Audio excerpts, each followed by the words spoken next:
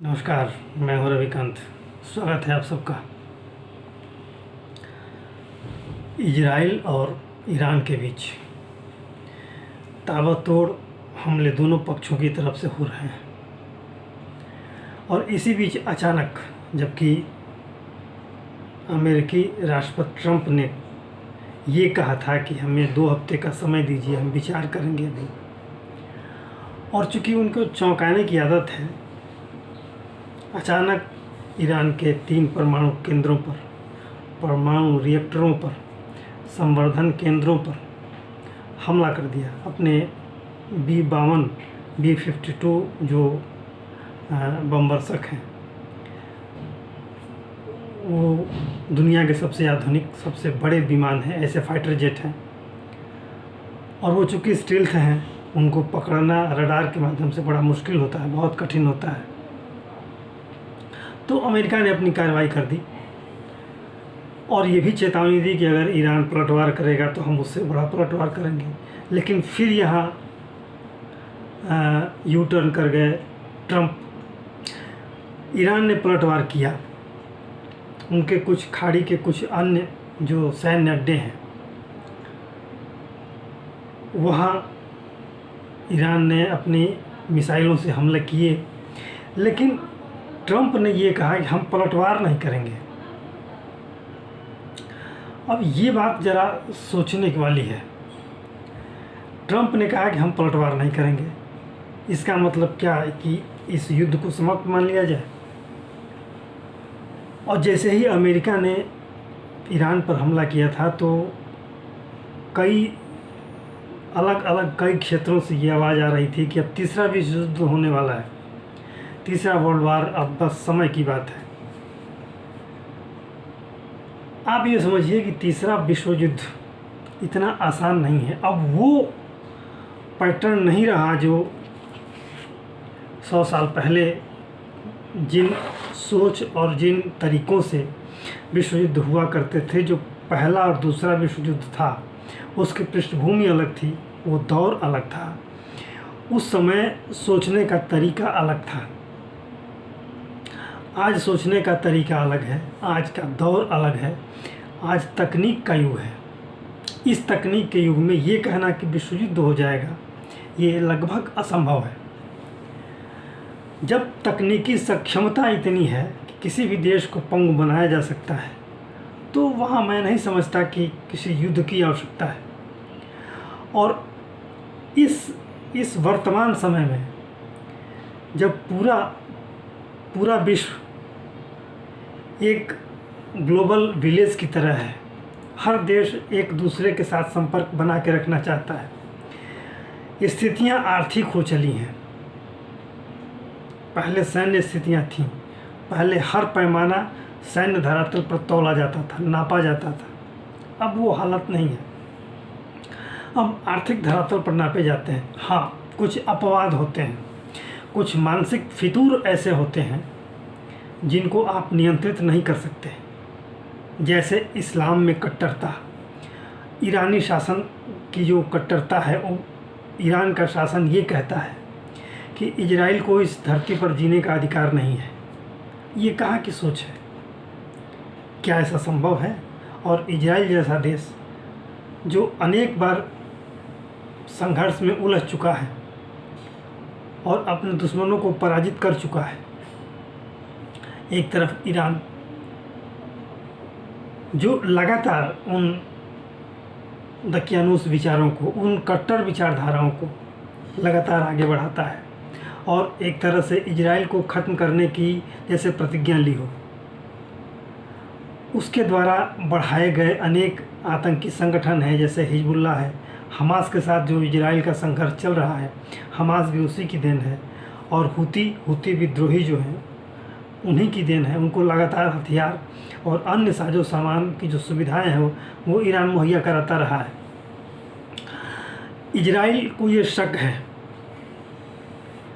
कि आज नहीं तो कल, अब चूँकि ईरान के अंदर 60% यूरेनियम के संवर्धन की क्षमता हासिल कर ली है ईरान ने, और जैसे ही 90% के आसपास वो संवर्धित करने की क्षमता हासिल कर लेगा, वैसे ही वो एटॉमिक पावर हो जाएगा, वो आराम से बम बना सकता है। तो इजराइल और अमेरिका को ये आशंका है कि ये फार्मूले अगर इन आतंकी संगठनों को, जैसे हिजबुल्लाह है, हमास है, अगर हमास को मिल जाए तब तो हमास तो इजराइल को तबाह कर देगा, उसका जीना मुहाल कर देगा। लेकिन आज देखिए, ये जो बेसिकली ये जो युद्ध चल रहा है ईरान और इजराइल के बीच, ये आशंका से उपजा हुआ युद्ध है। इजराइल को आशंका थी कि ईरान जैसे जैसे अपने यूरेनियम कार्यक्रम को संवर्धित कर रहा है, उसको और बेहतर बनाने की कोशिशों में संलग्न है, और जैसे जैसे ये क्षमता हासिल कर रहा है वैसे वैसे इजराइल के ऊपर हमले की, आक्रमण की आशंकाएं बढ़ती जा रही हैं। अमेरिका को भी यही शक था, और इसी आशंका ने इजराइल को मजबूर किया ईरान के ऊपर हमला करने के लिए। और कुछ युद्ध अवश्यंभावी हो जाते हैं, जैसे रूस और यूक्रेन के बीच का युद्ध। ये युद्ध अगर दोनों पक्ष चाहते, खास तौर से एक पक्ष अगर चाहता, यूक्रेन चाहता, तो युद्ध न होता। लेकिन यूक्रेन की जिद और उसको मिल रहे समर्थन, इन दोनों ने रूस को उकसाया और रूस के साथ उसके युद्ध हुए। ऐसे ही भारत और पाकिस्तान के बीच जो अभी ऑपरेशन सिंदूर चला है, और पूर्व में भी पाकिस्तान के साथ 4 युद्ध हो चुके हैं। तो इन युद्धों की भी अगर समीक्षा करें तो भारत और पाकिस्तान के बीच का युद्ध जो है, ये भी एक तरह से अनिवार्य था। जब भी हुआ अनिवार्य रूप से हुआ, ऐसा नहीं था कि इसे टाला जाए, या ऐसा नहीं था कि इसे टालने की कोशिश नहीं की गई। टालने की कोशिश की गई, लेकिन ऐसी परिस्थितियां पैदा की गई जिसमें युद्ध अब अवश्यंभावी हो गया। और यहाँ इजराइल और ईरान के बीच जो स्थितियां बनी, जो आशंकाएं बनी, सबसे बड़ी चीज़ है आशंका।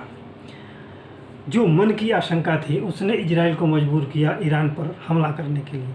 और ईरान का जो मानसिक फितूर है कि हम इजराइल को ख़त्म कर देंगे, हमास का जो फितूर है कि हम इजराइल को ख़त्म कर देंगे, उसके साथ जो आतंकी संगठन और हैं, उनका कहना है कि यहूदियों को तो इस धरती पर रहने का अधिकार ही नहीं है। ये तो अनावश्यक के मानसिक फितूर हैं, अब इनकी क्या कल्पना की जाए। इस दौर में ये 200 साल पुरानी, 400 साल, 500 साल पुरानी इन कल्पनाओं को आज के समय में, आज के इस तकनीकी युग में सार्थक करने की कोशिश करना, ये सिवाय पागलपन के और कुछ नहीं है। और इन्हीं पागलपन का ये उदाहरण है ये जो ईरान, इजराइल और बीच में अमेरिका का कूदना। क्योंकि अमेरिका के अनेक हित हैं खाड़ी के क्षेत्र में। अमेरिका जान रहा है कि अगर खाड़ी में जो भी अशांति होगी, पूरी दुनिया की सप्लाई खाड़ी के क्षेत्रों से होती है, तेल की और गैस की, और यहाँ जितनी अशांति होगी उसका फ़ायदा अमेरिका को होगा। लेकिन अमेरिका के हित अन्य देशों से भी जुड़े हुए हैं। तो अब युद्ध की स्थिति कोई देश नहीं चाहता, चाहे अमेरिका हो, चाहे रूस हो, चाहे कोई भी हो। लेकिन हाँ, अगर मजबूर हो जाता है, अगर अनिवार्यता युद्ध की ही बनती है, अगर कोई देश विवश हो जाता है, अगर उसके अस्तित्व का संकट आ जाता है, तो इस तरह के युद्ध तो अवश्यंभावी हो ही जाते हैं। अब इतने आपाधापी और मारामारी के बीच ईरान के राष्ट्रपति मसूद पेजेश्कियान ने भारत के प्रधानमंत्री मोदी से बात की। तो मोदी ने वही बात समझाया कि ये वार्ता और कूटनीति के द्वारा हल किए जाने वाला दौर है, और ये सही भी बात है। इस तकनीक के ज़माने में, इस आर्थिक युग में सैन्य तरीके से किसी मसले का हल नहीं हो सकता। किसी को के ऊपर हमला करके, किसी को तबाह करके आप किसी समस्या का निदान नहीं कर सकते। लेकिन अगर आप बातचीत करते हैं, आप तकनीक का इस्तेमाल करते हैं, आप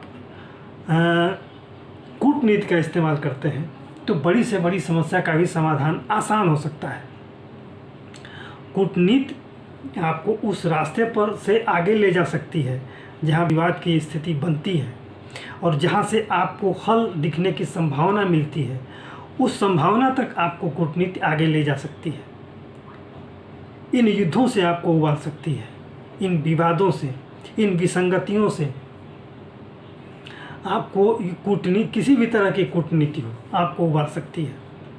और दुश्मन को, आपका जो विरोधी है, दुश्मन तो नहीं कहना चाहिए आज के समय में, आपका जो विरोधी है उसे उचित सबक भी मिल सकता है कूटनीति के द्वारा। तो जहाँ ऐसा संभव है कूटनीति के द्वारा, वहाँ युद्ध की क्या आवश्यकता है। और वही हाल बातचीत की भी है। अगर इजराइल और ईरान दोनों बातचीत की मेज पर आते, इतनी कट्टरता ईरान में न होती और इतना विरोध न होता इजराइल से, तो निश्चित रूप से दोनों देश आपस में बात करके और एक विश्वास बहाली का काम कर सकते थे। और अब जो स्थिति बनेगी आगे की, वो मजबूर होकर के किसी न किसी पक्ष को, और ख़ास तौर से ईरान को, बातचीत की टेबल पर आना ही होगा। क्योंकि देखिए, एक तरफ अमेरिका है, दुनिया का चौधरी। अमेरिका के अंदर ये बात घर कर गई है कि वो ईरान में तख्ता पलट हो, सत्ता परिवर्तन हो। और ईरान चाहता है कि जो पूर्व में ईरान का राजघराना है, पहलवी ख़ानदान, उसके हाथ में सत्ता आए।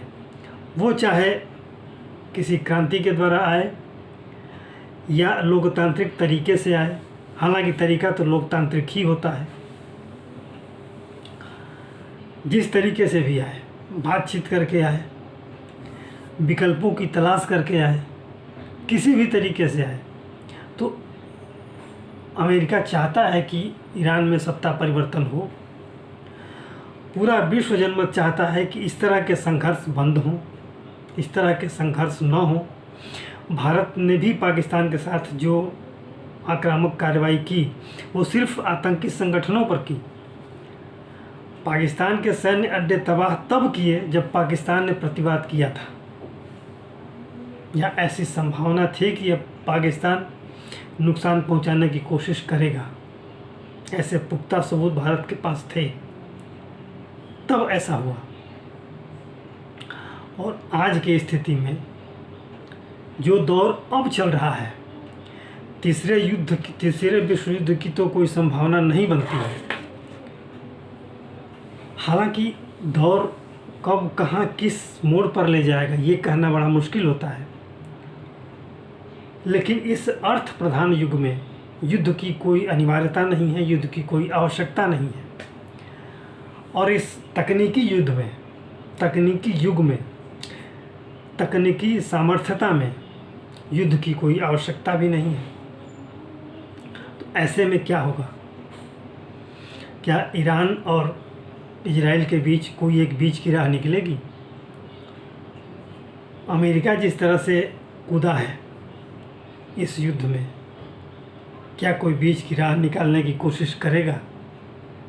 सवाल बहुत से हैं, जवाब भी इसके बहुत से हैं। लेकिन ये तो तय है कि युद्ध गुजरे ज़माने की बात है। अगर युद्ध होगा तो तबाही होगी। और युद्ध, चूँकि हर देश एक दूसरे से जुड़ा हुआ है, वैश्विक संगठन, देशों के अलग अलग देशों के अलग अलग संगठन हैं और सबकी अपनी अपनी भूमिका है, सबका अपना अपना स्वार्थ है। और हर संगठन चाहेगा कि युद्ध की स्थिति न बने, क्योंकि आज की जो ऊर्जा की ज़रूरतें हैं वो खाड़ी क्षेत्रों से ही पूरी होती हैं। तो जब किसी बड़े युद्ध की या बड़े विभीषिका की स्थिति बनेगी, तो निश्चित रूप से कोई न कोई अवरोध या कोई न कोई स्थिति ऐसी आएगी जिससे कि इस युद्ध को टाला जा सके। तो ये कहना कि युद्ध असंभावी है, कुछ जल्दबाजी होगी। लेकिन देखते हैं आगे क्या होता है। अमेरिका ने तो इशारा किया है कि हम युद्ध नहीं चाहते। अब इसके बाद अगर हम पलटवार नहीं करेंगे, जैसा कि ईरान ने पलटवार किया, तो अमेरिका ने कहा कि हम पलटवार नहीं करेंगे। लेकिन आगे देखिए क्या होता है, स्थितियाँ क्या बनती हैं और उसमें भारत की स्थिति क्या होती है। भारत बड़ी भूमिका निभाएगा, ऐसी उम्मीद है, और युद्ध को रोकने की कोशिश करेगा। अमेरिका भी चाहेगा कि युद्ध ना हो, इजराइल भी चाहेगा कि युद्ध ना हो, लेकिन इसके लिए इजराइल को विश्वास देना होगा। इसके लिए अमेरिका और ईरान दोनों को आगे आना होगा, और इजराइल और ईरान के बीच एक वार्ता की टेबल तैयार करनी होगी। किसकी क्या भूमिका है ये समय बताएगा। आज के लिए इतना ही। आशा है आपको ये वीडियो अच्छा लगा होगा। आपसे अनुरोध है कि आप इसे लाइक करें, शेयर करें और सब्सक्राइब जरूर करें। धन्यवाद।